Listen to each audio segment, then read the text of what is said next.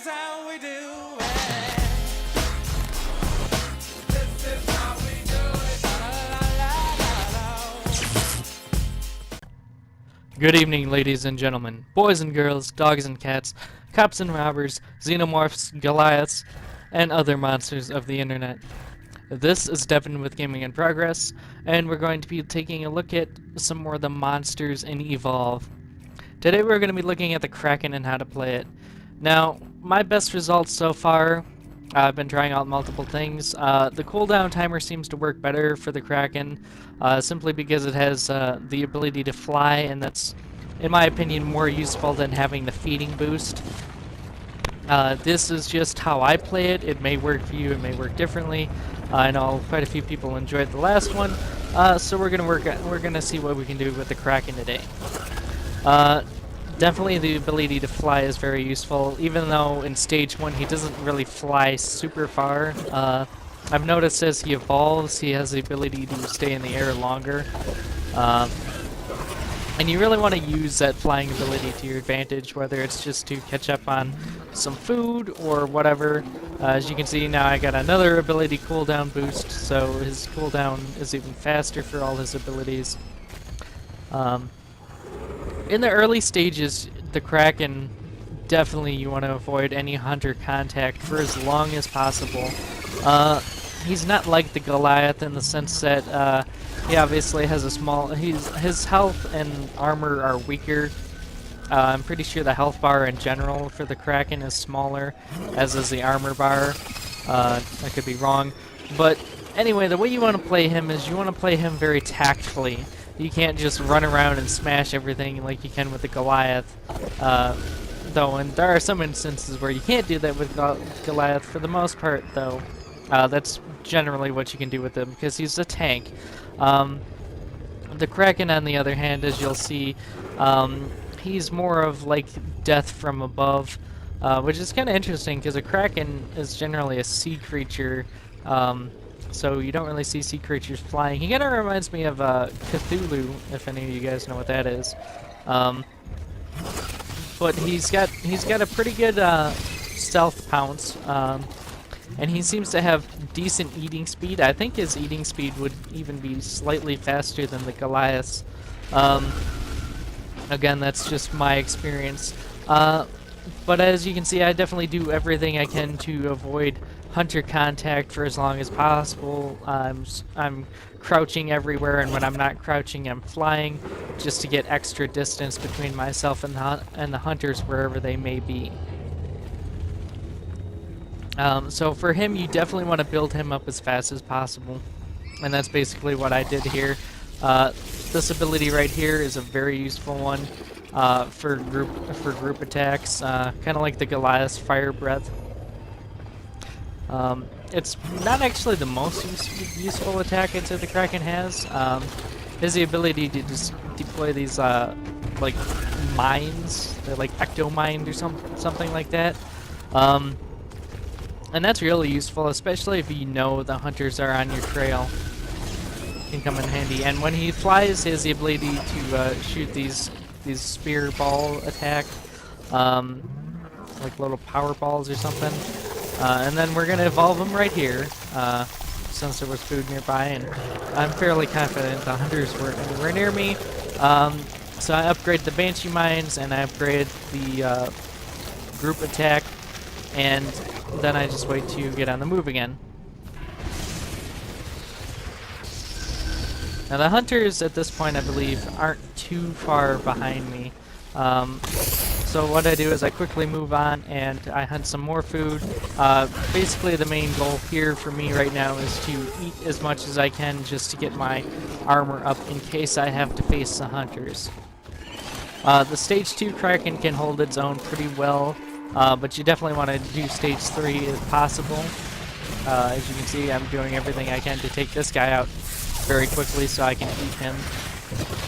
Bigger monsters generally are a risk because you can take them out.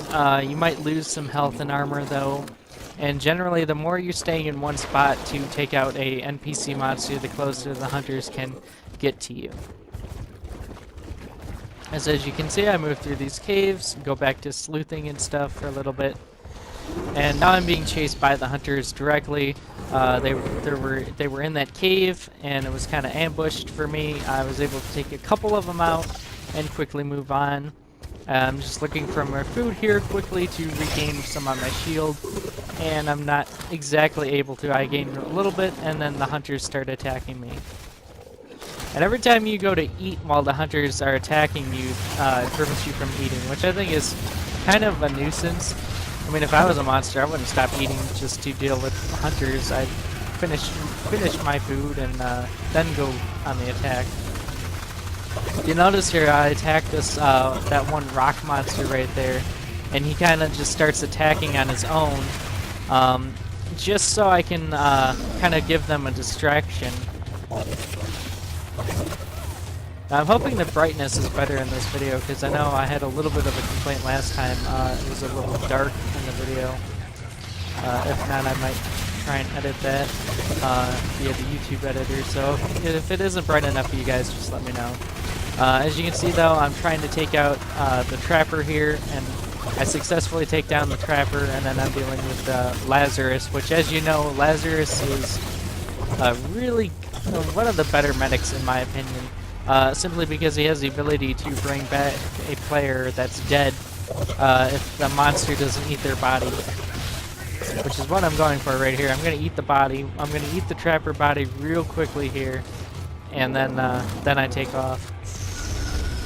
So for me, the Kraken is something you want to strategically plan out your attacks. Kind of whittle down the enemy one or two at a time. And then go off and rebuild yourself.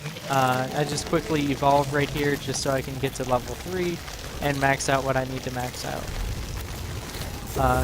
The support hunter cleverly decides to drop the bomb on me, so to speak, and get some shots back off at them before I take off towards the power relay.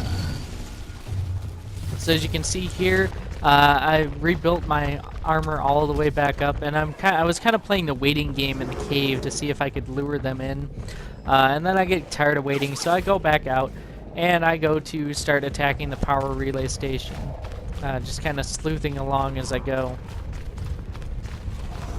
because I still want to try and lure the hunters in here because this area is advantageous to me, and there are areas on every map that are going to be more advantageous to the monster than the hunter.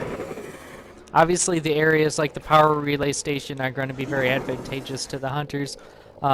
There's not a lot of large cover for the monster to hide behind. It's very in the open. And it also allows the hunters to set up defenses around an objective that the monster has to take out if he wants to win, unless he can kill all the hunters, of course. So as you can see here, I'm not crouching or anything. I'm not stealthing.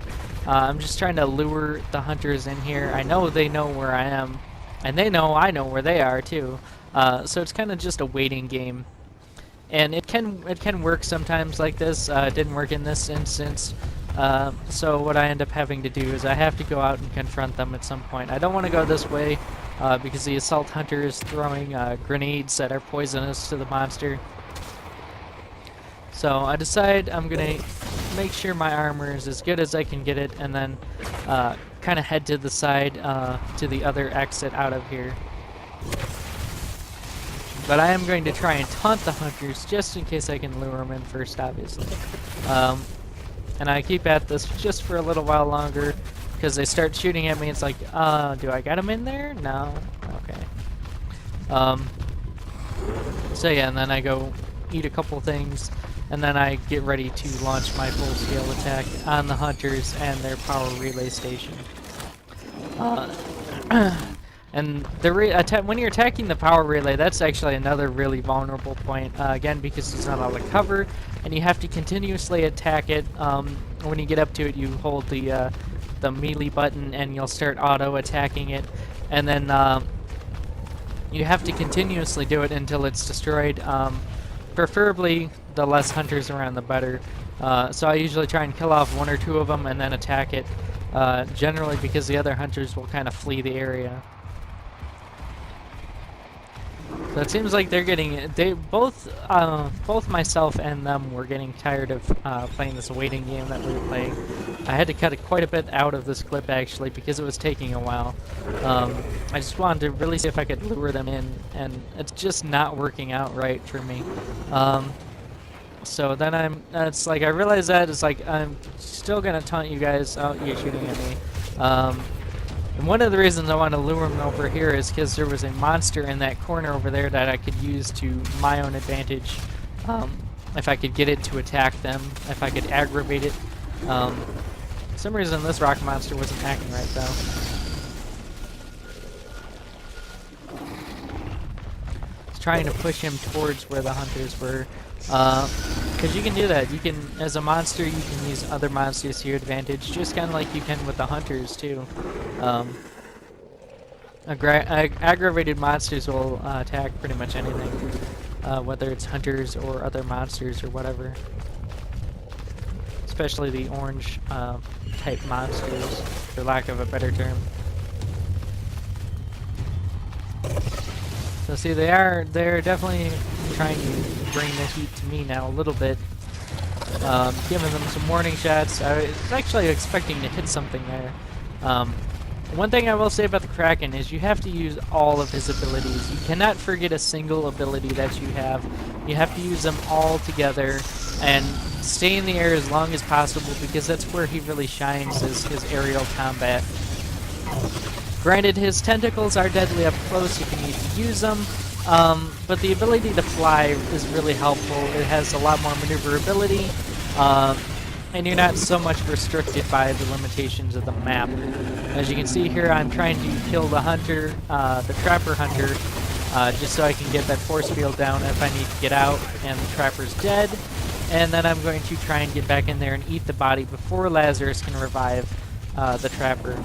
Lazarus manages to revive the trapper, but I have them both trapped now, and I want to take them both out at the same time.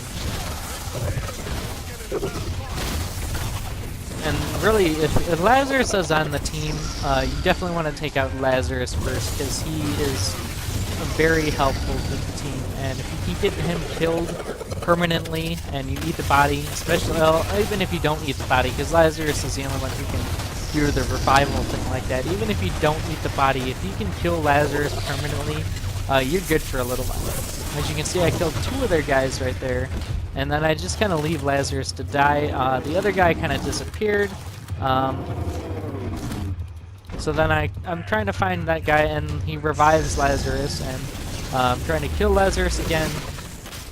And you want to get as many of the hunters dead as possible before the timer runs out, because that's when they spawn back in, obviously.